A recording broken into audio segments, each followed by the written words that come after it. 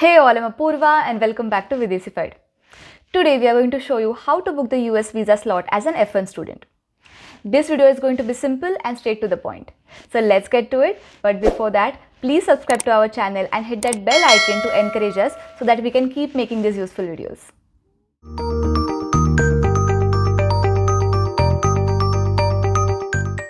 In our previous videos, as a part of the Study in the USA series, we talked about what to do after getting your I-20, how to pay the service fee, and how to fill the DS-160 form.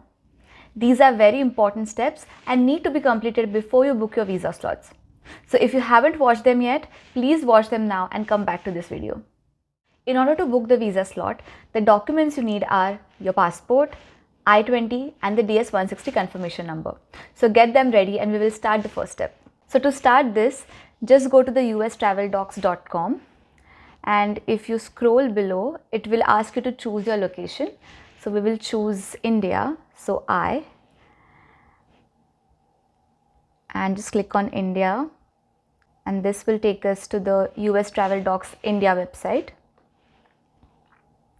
F1 student is a non-immigrant category, so we will choose the non-immigrant visa. And there is some important notice about there is change in the consular exchange rate, the submission of the interview waiver application and all these things. So make sure you read everything very carefully and then close this notice. This is again a very good information about how you should apply for the US non-immigrant visa. So make sure you read all these important things. They have explained the steps very well and there are some videos also explaining how to apply and answering some of the F1 FAQs. So make sure you go through these videos as well. Now back to our application. We will click on login. This is asking us for our email and password, but because we have not registered before, we need to do that first. So let's register as a new user and then fill in these details. So the country for visa, make sure this is India, and then let's write our email. So because I cannot disclose my personal details, I'm just gonna make up something. So I'm gonna write aliabhatt@gmail.com.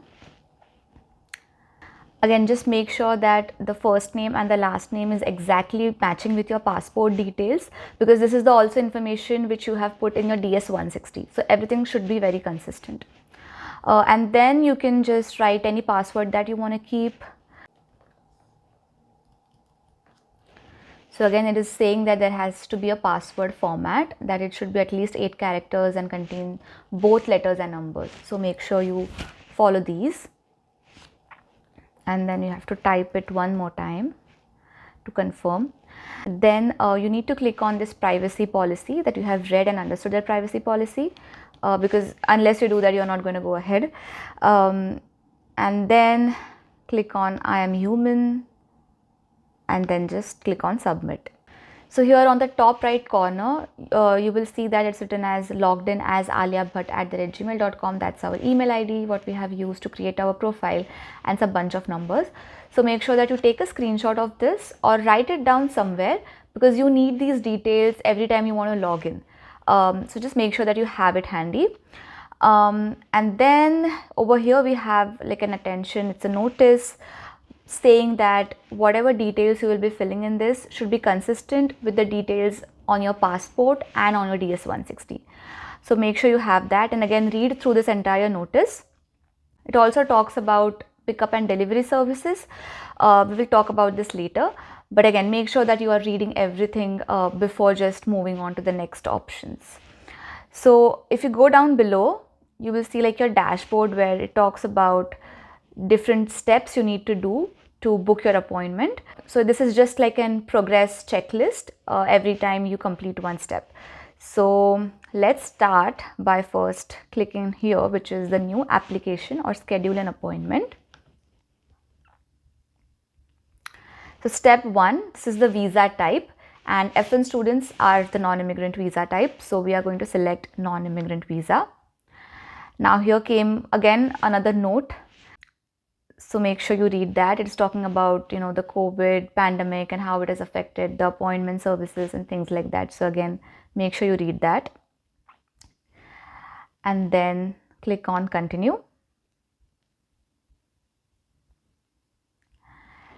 The second step is selecting your country or your state of residence. So I'm going to select India, Maharashtra. So again, this is asking for your state of residence, which means that whatever state is mentioned on your passport, you have to select that option.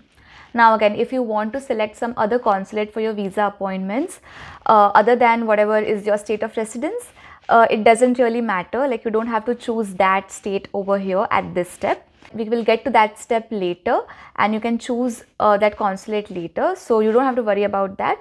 Just select the state of residence, which is basically written on your passport. And then we will click on continue. So again, you know, depending upon the state we have chosen, it will ask us for the language of interview. So because it is Maharashtra, it is asking these options, which is Gujarati, Hindi, Marathi, English. So I'm gonna select English. And again, because we are filling out this application as an F1 student, it is advisable to choose English because you're going to the US to study and the language is going to be English. So it is very important to select English. And after this, we will just hit on continue. Next step is asking for a visa category that applies to you. So it is going to be the students and exchange visitors. And then with that, it will ask us for the visa class. So ours is going to be F1, academic or language studies. And then we will hit continue. Now step 6, we need to make sure that all the information is correct. So visa type is non-immigrant, state of residence, whatever is there on your passport, language of interview, English, visa category, students and exchange visitors, visa class F1, and post of interview Mumbai. Again, we can change the consulate later, so do not worry about that now. Now there pops up another notice about the terms and conditions. Make sure you read that and then click on I accept the terms and conditions. Now the first section over here is asking all about your passport details. So I'm gonna make up some passport number right now. And then the passport issuance date. Again, you know, you will find all this information on your passport. And one important thing to notice here is about the date format. So you see here it's written as so which is the month, then the day, and then the year. So usually in India we have the day, month, year format, but in US we have the month, day, year format. So instead of just typing the date manually, it's better to just click on this calendar and then select the options. So I'm going to say 2013 and just like random date. Then the passport issuance place, again make sure that this is exactly matching with your passport. So this is India for now. And then the expiration date, date of birth, again in the month, day, year format. Nationality, so you have options, you can choose from here. And then because we created our profile with the first name and last name, it already filled these sections. So first name Alia, last name Bhatt, country of birth. Again, I know Alia Bhatt is not an Indian citizen, so do not worry about that. This is just like using it for you guys to understand how to fill this form. So country of birth India, gender female, and now here it was asking for the DS-160 confirmation number. So it should be of this format. It starts with AA followed by 8 characters. So once you have filled and submitted the DS-160, you will get that confirmation number. So just get that number and then fill in these characters, phone number, and it's again asking for a country code. So make sure you have that correctly written. Now the next section is about the mailing address. Now, once your visa is approved, the officer will take your passport to print the visa and then return the passport back to you. Now, this takes some processing time, and so they offer you two options to return your passport. One is that you pick up your passport from the consulate location, and second, that the passport will be delivered to you via Blue Dart. So you can choose whatever option is convenient to you. And this notice is basically saying that you have to collect your passport within 14 days if you choose the option of picking it up from the consulate location, or you have to collect it within 7 days if you're choosing to pick it up from Blue Dart. So again, whatever is convenient to you, make sure you choose that option and make sure that you're picking your passport within these time frames.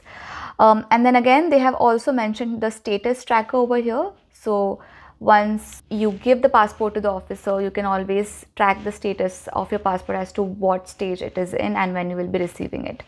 So then whatever the option, you have to enter your address. The final section for this page is the student and exchange visitor program details. For this, you need your I-20. On your I-20, on the right side, you will find this service number. So you have to fill in your service number exactly matching I-20, and then the university name, and then the university zip code. You can find the university zip code on Google. So next, it is asking if there is any dependent, like a family member. So you can click on add by name and then fill in their details. But for this video, I'm going to assume there are no dependents and just click on continue. So at this step, it is trying to determine if you are eligible for the interview waiver program. So if you already have a US visa issued in the visitors category or any other category, there might be a fair chance that you might be eligible for the interview waiver program. But for this video, we are going to assume that you are an F1 student who is going to US for the first time. So you don't have any visa issued before. So I'm going to select no for this question. But we will soon make a video about how to avail the interview waiver program if you have US visa issued before. So stay tuned for that. So I'm going to say no for this question. So this takes us to the documentation delivery option. We have discussed this before, and like I said, that this is asking how do you want your passport to be returned, either delivered or pickup. So you have the pickup or the premium delivery option. If you choose the premium delivery option, then you have to pay 650 rupees at the time of the delivery. So when the delivery person comes to give your passport back to you, you can pay the 650 rupees to that person that time. And again, if you want to read more information about this premium home delivery service, then you can click here and read everything about that. So I'm going to select premium delivery and then the address, which basically I already mentioned in the previous step, and then click on continue. This is giving us an important notice related to the visa fees, and we all know that visa fees are non-refundable. So that is the reason you have to be very careful while filling out this form and make sure that you make no mistakes. So read this very, very carefully and then click on confirm. Now with the fee payment, it gives us three options. We can do either electronic, mobile, or over the counter. And if you see on this top left corner, it is showing how much we should be paying in rupees. So this is INR, Indian rupees, 12,800. And again, this can change depending upon what exchange rate is going on at that point of time. But for now, we have to pay 12,800 as our visa fees. So for this video, I'm going to choose the over the counter option. And this will take me to the CGI reference number. Now, first of all, make sure that you read all the instructions very carefully. Take out a printout and go to the bank with this printout. You will need to submit this printout along with the 12,800 fees. So again, it's written over here in US dollar amount as well. This is $160 fees. So you have to pay in cash. And then once you're done with that, it will generate a receipt number for you within 24 to 48 hours, and it will automatically be reflected over here. So you don't have to put your receipt number or anything. Now, if the over the counter payment is not convenient to you, you can choose other option as well. So you can go on, click here for all payment options, and say you want to do via NEFT, then you can choose the electronic option here. Read all the instructions very carefully. They have provided the IFSC code, their account number, the beneficiary name, amount, and the amount valid until date. So you have to pay within this time frame. And again, this is very similar to the over-the-counter option where your receipt number will be reflected within 2 business days. So there has been change in the visa procedure this year. That is, if you have been previously denied visa, then you won't be able to book the visa slots again, similar to the usual procedure. So for this video, we are going to assume that we are applying it for the first time and we haven't been denied the visa before. And I'm going to select this second option and then hit on continue. Now to schedule this OFC appointment, it is first asking that if I am a human or not. So let's get that sorted. And once you're done with that, just hit on submit. So this page will show you all the visa availability slots for that particular location. So if you want to select any other location, then you can just click on here and then select whichever is convenient to you. So I'm gonna stay with Mumbai, and as you can see, the first available slot is showing as 30th.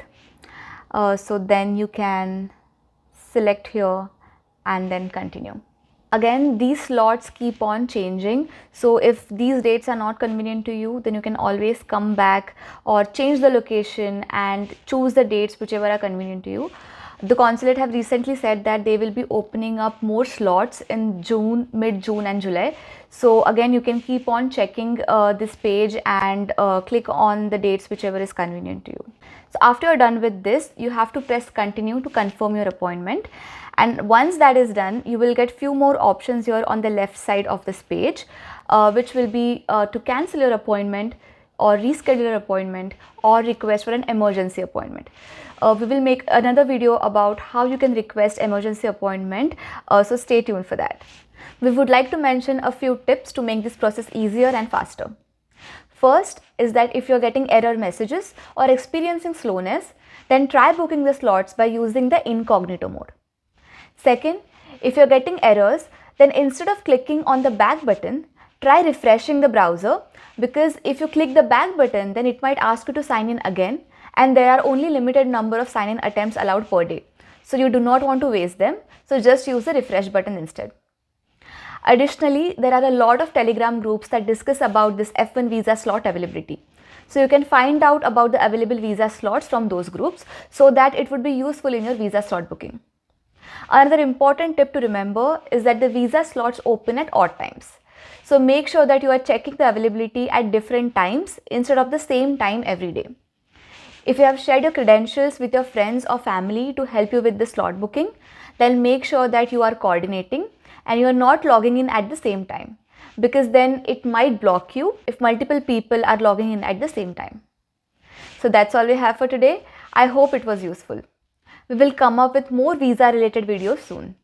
If you find this content helpful, then please like and share this video.